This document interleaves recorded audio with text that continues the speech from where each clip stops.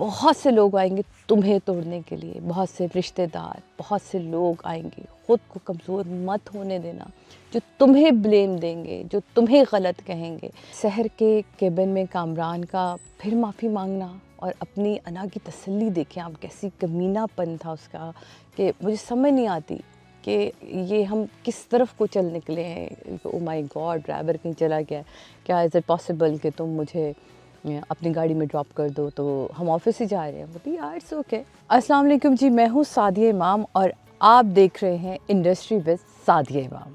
मैंने सोचा आज ज़रा घर से निकले और घर से बाहर निकल के थोड़ा सा अपने गार्डन में जाके आप लोगों से बात की जाए। और आज तो बहुत ही इंपॉर्टेंट टॉपिक पर बात हो रही है। टॉपिक क्या है?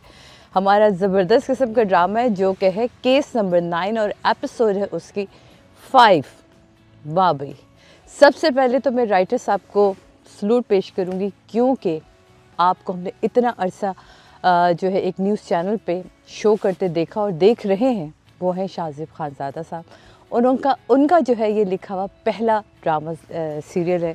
और फिर इसको बहुत ही मेरे फेवरेट डायरेक्टर है सैयद वजाहत हुसैन, उन्होंने डायरेक्ट किया है, तो हो ही नहीं सकता कि इसमें किसी भी किस्म की कोई कमी हो जनाब। तो अब बात करते हैं एपिसोड 5। जितनी तेज़ी से ये ड्रामा भाग रहा है ना, उसको तो मुझे समझ नहीं आ रही कि आगे जाके ये होने क्या वाला है। शुरू होती है जी एपिसोड 5 का पहला सीन शुरू होता है कामरान जरानी के सीन से और इंस्पेक्टर शफीक का झूठ। मतलब Gauhar Rasheed, you are too good. क्या माजरत के साथ मेरी इस जुमले को, लेकिन ये बहुत मोहब्बत और उस कैरेक्टर की कमीनगी के हवाले से है कि जिस तरह वो झूठ बोलता है, बातों की हेरा फेरी दिखाता है और वो शीशे में ढालने की कोशिश करता है, लेकिन इंस्पेक्टर सब इंस्पेक्टर होता है। खैर एनीवे, कट पे सीन आता है सहर और माँ का सीन। माँ का खौफ और सहर का जो खुदा पर भरोसा दिखाया है ना, उफ कमाल। और जो सबसे बड़ा पैगाम इसमें मिला जनाब, वो था एक माँ का अपनी बेटी से माफ़ी मांगना। जिस तरह वो माँ माफ़ी मांगती है, जिस तरह वो रियलाइज़ करती कि हाय काश मैंने उस वक़्त सहर को रोका ना होता, काश उस वक़्त उसका मेडिकल हो जाता, काश उस वक्त मैंने उसके वो कपड़े ना धो दिए होते। वो जो काश माँ के अंदर और मुसलसल हमें दिखता रहा, वो बहुत ही खूबसूरत और बहुत ही कमाल था जनाब। एक बहुत बड़ा पैगाम है उन पेरेंट्स के लिए, उन वालिदैन के लिए, खुदा न खासा जिनकी बेटियों के साथ इस तरह का कोई भी हादसा पेश आता है, तो आप लोगों ने बहुत अक्लमंदी से और बहुत दानिशमंदी से ये काम करना होता है कि अगर इस केस को, और प्लीज़ जाएं, जुल्म हुआ है आपकी बेटी के साथ, जालिम है और जालिम को सज़ा ज़रूर मिलती है।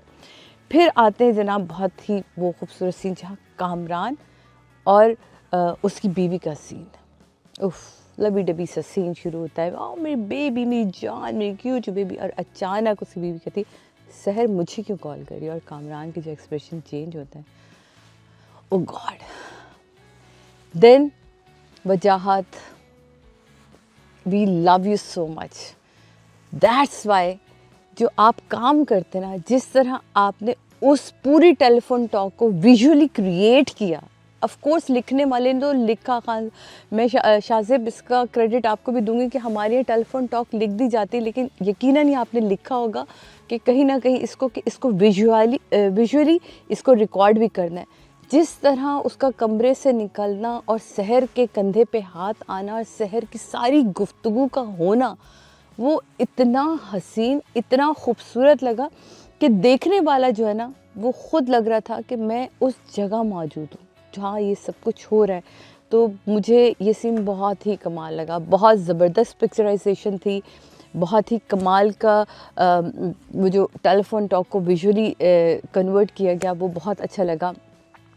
फिर उसके बाद जनाब तो ये और हाँ, मैं एक बात ज़रूर कहूँगी कि यहाँ जो बीवी बनी है कामरान की, यानी कि फैसल कुरैशी की जो मिसेस बनी है, अगर तो ये न्यू आर्टिस्ट है तो ये बहुत कमाल काम कर रही है। मतलब एक इस लेवल के आर्टिस्ट के सामने खड़े होकर बात करना ही बड़ी बात है। और जिस तरह वो कमरे में एंटर होती है, सारी बात के बाद वो धड़ करके एक थप्पड़ लगाती है, वो बहुत ही एक क्योंकि इस सीन का ना प्रेशर बहुत होते हैं इस तरह के सारे सीनों का। फिर आपके सामने इतने बड़े जयद आर्टिस्ट खड़े हो तो फिर आप वैसे ही ना थोड़े से थम जाते हैं, लेकिन आप थमी नहीं और आपने कमाल का काम किया। सो बहुत ही ज़बरदस्त ये सीन था। फिर हम चलते हैं जनाब जो इसमें मतलब इससे पिछली एपिसोड में या से जो कनेक्ट हुई चीज़ें, और उसके बाद जब यहाँ हम आते हैं कि जहाँ वो सीन शुरू होता है कि लंच पर शहर का साथ जाना। वो जो पहले तो ना मैं 2 मिनट यूँ ही रही कि ये क्या है, क्योंकि कट पे एकदम से सीन आया कि वो लंच पे शहर बैठी हुई है और oh then I realize oh my god क्या सीन था। और क्या मतलब आप सोचें, क्योंकि रोहित ने कामरान और किरण मतलब रोहित का जो शॉट लगता है ऑफिस में, वो देखता है कि वो गाड़ी से निकला और वो भी शहर की गाड़ी से निकला है। तो शहर की गाड़ी से निकलने का मकसद है कि कुछ तो गड़बड़ है। और वो अंदर आके कहते मुझसे कहते यार कुछ नहीं, बस मैंने तो फ्लर्ट किया था, थोड़ा सा फ्लर्ट करने की कोशिश की, लेकिन वो मानी नहीं और बस दैट्स इट। तो ये इतना आसान, इतना इजी होता है। बट फ्लैशबैक में जो सीन आपने पिक्चराइज किया, वो लंच का सीन, और देन उसके बाद आहिस्ता आहिस्ता उसकी परतें खुलती चली गई। वो आगे चल के हम उस पर बात करेंगे। फिर रोहित, कामरान और किरण के सामने जो झूठ बोलना था, क्योंकि वहाँ उसने कहा था कि रोहित मेरे साथ था। वो कितनी सवाल करती है, क्योंकि और बीवियाँ ऐसी होती हैं जिन्हें याद रहता है सब कुछ कि क्यों, तो फिर रोहित ने क्यों तुम्हारे फ़ोन पे मुझसे वो कह रहे हैं भाई तुम भूल क्यों जाती हो सारा के सारा। रोहित का आना, रोहित का किरण के सामने झूठ बोलना, वो बहुत ही किलिंग सीन था। क्योंकि मुसलसल वो मैसेज कर रहा, वो कितने बस से उसका मोबाइल लेके जाती है कि अब जबकि वो अपना काम कर चुका होता है।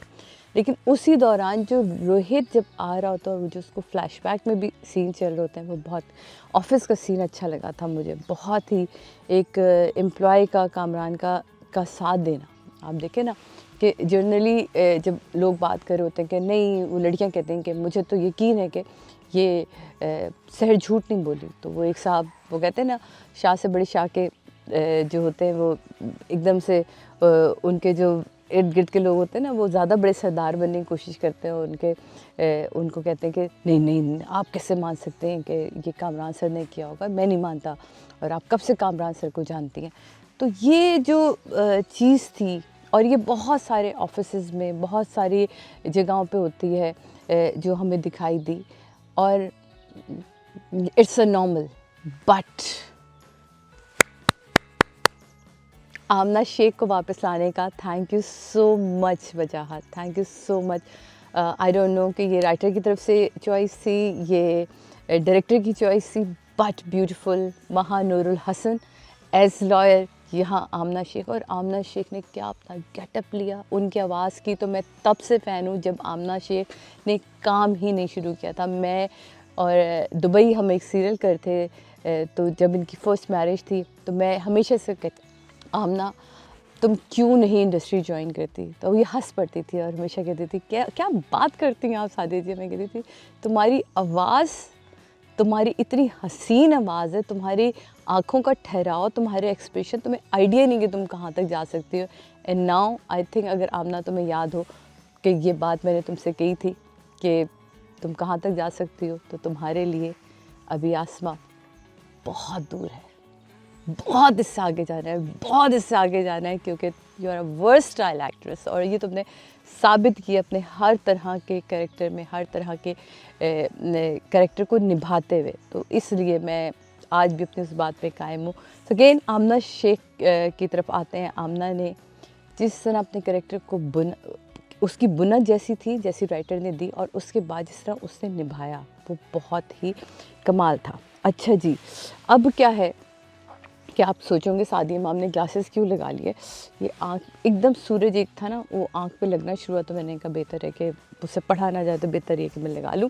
खैर वापस आते हैं आमना शेख के किरदार की तरफ, जो फ्लैशबैक में पूरी कहानी खोली है। जैसे वो कहती है ना कि तुम मुझे अपनी बताओ कि अच्छा अब क्या क्या क्या, फ्लैशबैक में जिस तरह पूरी कहानी खोली, पूरा ऑफिस का इन्वायरमेंट, शहर का कामरान को के साथ आना, क्या कामरान मतलब एक अजीब अजीब, मतलब जब आप ये ड्रामा देखने बैठते तो आप कहते हैं कि ये हो क्या रहा है, कैसे वो क्योंकि उसकी बीवी भी उसकी पार्टनर है उसकी कंपनी में, एंड देन जो है वो उसको बहुत ही मज़े से ये अपनी पूरी टीम के साथ काम कर रही होती है और वो उसको बार बार कह रहा होता है कि नहीं जी ये तो गलत है, ये नहीं गलत है, लेकिन फाइनली जो टीम को सपोर्ट करती है वो तमाम लोग हैं, वो कहते हैं कि जी ओके इस दफ़ा की जो प्रोडक्ट है उसको लॉन्च आप करेंगे। और वो हमने शहर का पहला सीन देखा ऑफिस में जहाँ एक टफ़ टाइम कामरान ने उसे दिया, लेकिन एज़ फीमेल आई थिंक वो समझ गई थी कि ये मुझसे क्या चाह रहा है और उसको इस बात का अंदाज़ा भी था। देन उसके बाद जो वो एक सीन था जहाँ सबा उससे निकल रही होती है, वो कहता है तुम इतनी देर तक क्यों बैठी हुई हो, चलो चलो चलो निकलो। दी नहीं मेरे भाई को आने में 1 घंटा लगेगा। ओके फ़ाइन मैं तुम्हें छोड़ देता हूँ। और उस छोड़ने में जिस तरह की वो गुफ्तगू हुई, गुफ्तगू होने के बाद जो है वो उसे उसकी दोस्त के घर छोड़ता है जहाँ वो उसका हस्बैंड दरवाज़ा खोलता है and he thinks oh she is available. No no baby no, ज़रूरी नहीं होता कि हर लड़की जो है ना वो आपके हिसाब से चल रही हो। एंड जो मकारियत थी ना फैसल भाई, बहुत माजरत के साथ, लेकिन जो मकारियत जिस गंदी निगाह से आपने वो देखा था ना वो ही सबसे बड़ा कमाल था। बहुत ही खूबसूरत मतलब इस सीन को, मतलब एक गाड़ी में बैठ के आप जब सीन को बना रहे होते हैं और वो मुसलसल देखना और बात करना और वो जो एक्सप्रेशन चेंज ओवर था वो बहुत ही कमाल था। जिस तरह ठरक जा रहा था और जिस तरह गंदी निगाह से देख रहा था वो बहुत ही अजीब सी था। खैर एनीवे फिर अंदर जाते हैं तो पता चलता है कि फ़हीमा है, फ़हीमा से मुलाकात होती है और फ़हीमा खूब अपनी दोस्त के ऊपर लड़ती है, झगड़ती है, चीखती है, चिल्लाती है। खैर एनीवे कट टू शॉर्ट, ये एक इंट्रोडक्शन सा हमारा एक और फैमिली से होता है। देन उसके बाद फिर वो कहता है कि जी हम एक लंच पे चलते हैं जहाँ जो है वो रोहित भी आ रहा है, लेकिन रोहित वहाँ नहीं पहुँचता। और वहाँ जो है वो जब बात होती है तो वो बात ये है कि वो कहता है कि I think you are single. कहती है तो खामोश हो जाती है। कहता I am sorry I think you are committed. उस पर भी खामोश हो जाती है। बड़े ही मज़े से और बड़े ही पुरसुकून तरीके से कहती है no I am divorced. Cut. जो एक्सप्रेशन फैसल कुरैशी ने इस पे दिए कि यानी कि राहें तो बिल्कुल खाली पड़ी है, तो वो जनाब बहुत ही ज़बरदस्त किस्म का एक निकल कर आया सीन। वहाँ से हम वही सीन कंटिन्यू हुआ एपिसोड 6 से। जब एपिसोड 6 से ये सीन शुरू हुआ कि जहाँ वो बता देती कि मैं डिवोर्स का जिक्र करती है, फैसल कुरैशी का रिएक्शन आता है फिर, और उसके बाद एक बड़े ही खबीसाना सा जुमला है, हैरत है तुम जैसी लड़की को कोई कैसे छोड़ सकता है। कट। क्या डायलॉग की पावर थी।